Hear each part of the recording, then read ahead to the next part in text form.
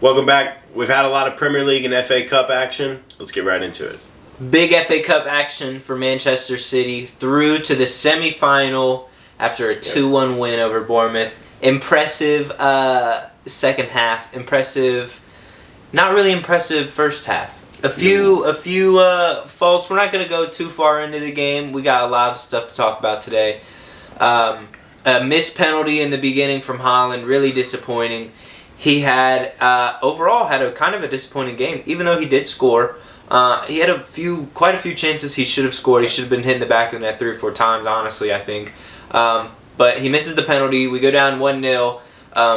Evelson, I can't remember the striker. Evan Nielsen, the striker for Bournemouth, the Brazilian guy. He is been really good for them the past season and a half, 2 seasons, honestly. So he scored. We're on the back foot yet again. Yeah. You're thinking, oh my goodness, what's going to happen here? Boom, we respond as we should have. We took over second half. We turned up. De Bruyne turned up. The whole team turned up, honestly. We see a goal from Marmoush. Haaland gets injured. Another kind of upsetting thing to see from a City perspective in terms of injury, but we move. You know what I mean? We can't hold on to it. Yeah, you got to get through it. We got Marmoush. We got other players that stepped up. They stepped up, 2-1 win. We're through to the semi-final. We'll be playing Nottingham Forest. It's going to be a tough one, as some would know. As I know, because in the Prem, United did...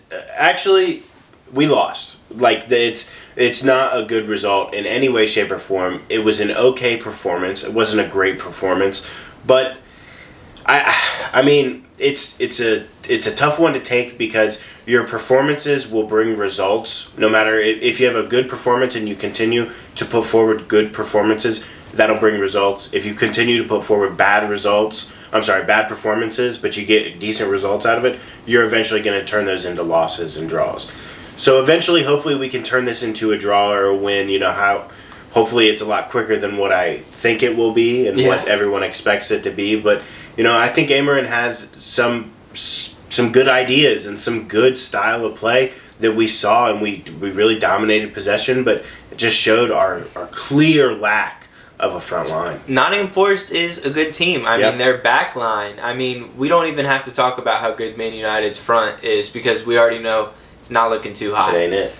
But irregardless, Nottingham Forest's back line, their defense this year has been absolutely insane with Nuno.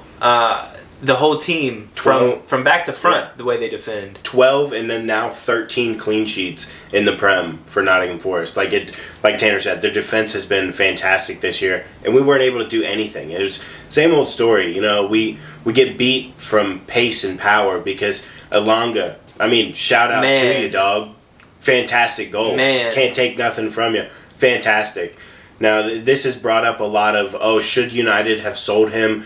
Should he have stayed? At the time, it was probably the smartest thing for everybody because he just wasn't quite what we were looking for. And then now, other players like him, they go on to have success in other places because those environments are a little bit more catered towards them because they were brought in for a reason to fit that specific system. Elanga was an academy product that didn't really play in the Ten Hag system the way that he wanted.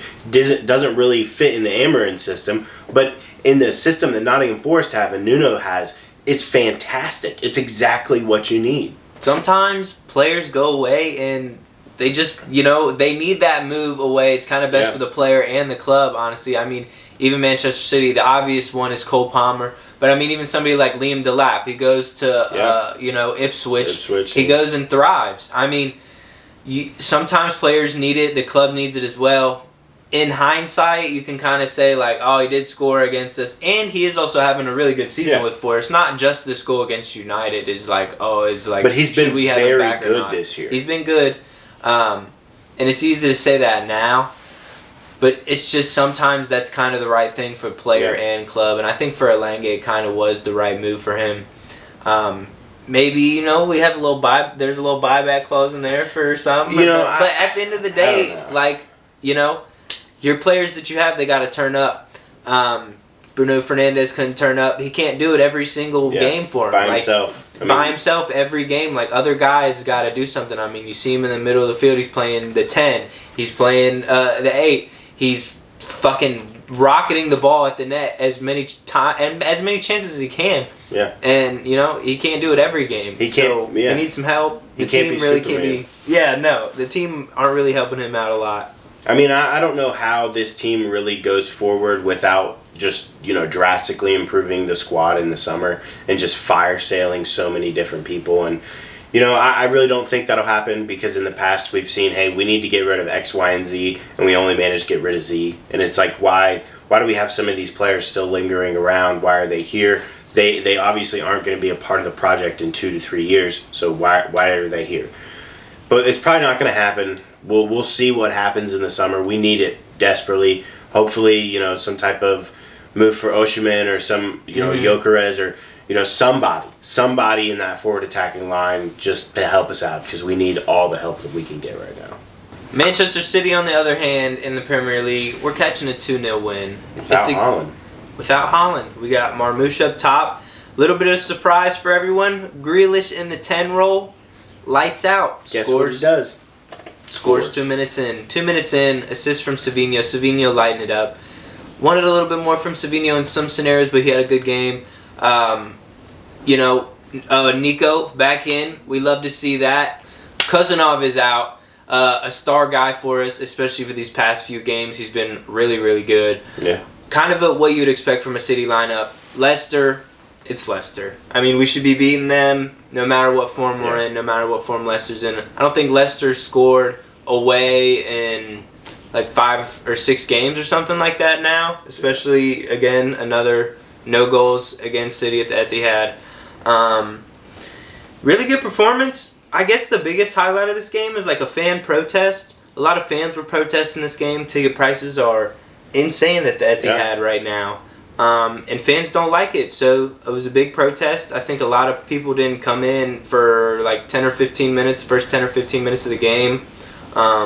Obviously, fans are frustrated like that. Really doesn't affect us that much. We're fucking in America. Yeah, we can't watching the TV, but can't really go to the game. When we go over there, whenever and if ever that ever happens, we want those ticket prices to be a little bit lower, so even we can get in the game. Yeah, we want it lower for everybody, especially the fans who are there every single week.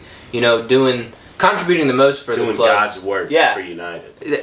I don't maybe, but we want those fans to have the best opportunity to get into, especially because they're there. They want to support the local teams and whatnot. Go in every single week. So, I support the protest. From my seat at home. Yeah. Right. I support that. Sorry. 2-0 win. We're hunting for Champions League still. That's really where we're at. Like I said, semifinals in the FA Cup against Forrest. We're searching for Champions League, though. We need to keep winning. We can't really worry about any other team and what they're doing in the table. That's the wrong thing to do. We just need to focus on where we're at and keep winning. And if we do that, we'll get Champions League, because it's top 5 and we're in 5th right now. So if we keep winning, we're pretty much we are guaranteed. We have to just keep winning, though. And also, I think Newcastle has a game in hand. We're up on goal difference, but the game in hand, you never know what could happen. You never know. You can't count it till it's played. You can't count it till it's played. So we need to keep winning. Hopefully we get Champions League. We'll see what happens. How crazy would it be if United got Champions League through the Europa and City miss out on we're going to see what happens. That'd be crazy. We're going to see what happens for City. We just need to keep pushing in the Champions League. Keep going. Semi-final. We'll see what happens with that. Hopefully we can get past Bilbao. We'll let you know.